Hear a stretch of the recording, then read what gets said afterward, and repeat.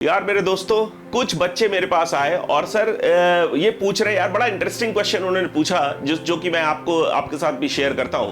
वो क्वेश्चन क्या था कि जेई मेन और जेई एडवांस्ड दोनों एग्जामिनेशंस में क्या डिफरेंस है।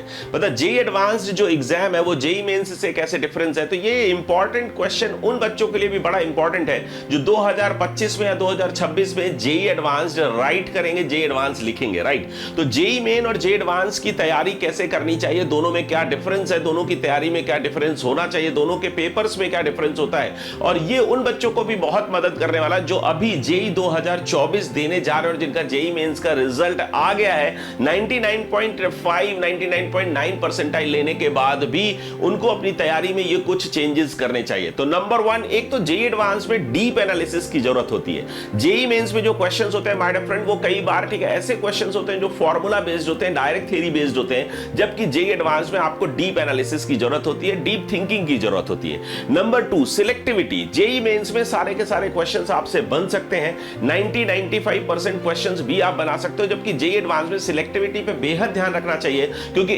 कोई भी एक गलत सिलेक्टेड क्वेश्चन आपका बैंड बजा सकता है, आपका टेम्परामेंट खराब कर सकता है और आपका सिलेक्शन रोक सकता है या आपकी रैंक बिगाड़ सकता है। Number three, my dear friends, ठीक है, आपको जरूरत होती है better understanding of concepts from basics. देखो मैंने क्या बोला, better understanding of concepts from basics. Right, मैंने अपने को हाई फाई कॉन्सेप्ट के पीछे नहीं भागना है। अपने को जब भी कभी आप क्वेश्चन में अटक जाते हो, जेई एडवांस्ड टाइप क्वेश्चन में अगर कभी भी आप अटक जाते हो, इनफैक्ट मैं मैथ्स की बात भी कर रहा हूं, मैथ्स का पेपर सबसे ज्यादा डिफिकल्ट माना जाता है, वहां पर भी ये फंडा लगेगा कि भाई देखो जेई एडवांस के क्वेश्चंस में खूब सारे डिस्कस करा रहा हूं, आपको पता है। तो जेई एडवांस के जो क्वेश्चंस है उनमें आपको बेसिक्स से सोचना स्टार्ट करना चाहिए कि भाई इस क्वेश्चन का बेसिक्स क्या है, यहां पर क्या बेसिक कॉन्सेप्ट पढ़ा था, क्या क्या दिया है, क्या कॉन्सेप्ट लगना चाहिए और क्या रिक्वायरमेंट है। तो जीसीआर जिसको मैं बोलता हूं। राइट, और चौथी चीज है यार कि जब भी अपन जेई एडवांस के क्वेश्चन पेपर को रीड करते हैं तो मैथमेटिक्स में स्पेशली या बहुत सारा फिजिक्स में भी या केमिस्ट्री में भी ऐसे क्वेश्चंस आपने देखे होंगे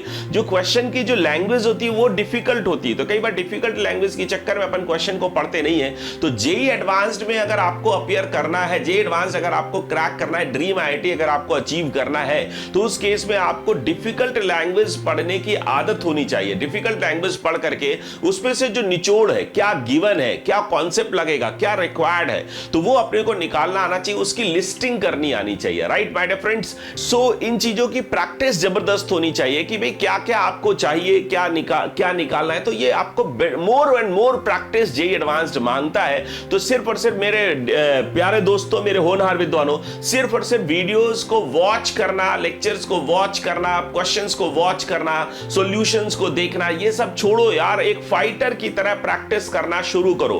बिकॉज ठीक है, जेई एडवांस्ड का जो एग्जामिनेशन है माय डियर फ्रेंड, ठीक है, demands more and more practice. Clear? तो जब तक आप खुद से क्वेश्चंस को सॉल्व नहीं करोगे, लगभग आपको 500 PYQs in each and every subject, तीनों सब्जेक्ट में 500 से 700 क्वेश्चंस आपको पीवाईक्यूज, लास्ट 15 इयर्स के पीवाईक्यूज अपने को सॉल्व करने हैं। तो आपको हर चैप्टर की काफी डीप और वास्ट नॉलेज हो जाएगी और आपको थिंकिंग जो है, थॉट प्रोसेस भी आपका ऑन होगा। तो जेई एडवांस में ना 10 घंटे आपको कम से कम अपनी बॉडी स्टेमिना आपका मिनिमम 10 आवर्स वर्किंग का होना चाहिए और आपके दिमाग को कूल एंड काम रहना आना चाहिए। सो ठीक है, ये 5 थिंग्स है माय डियर फ्रेंड जो जेई एडवांस को जेई मेन से डिफरेंट बनाती है।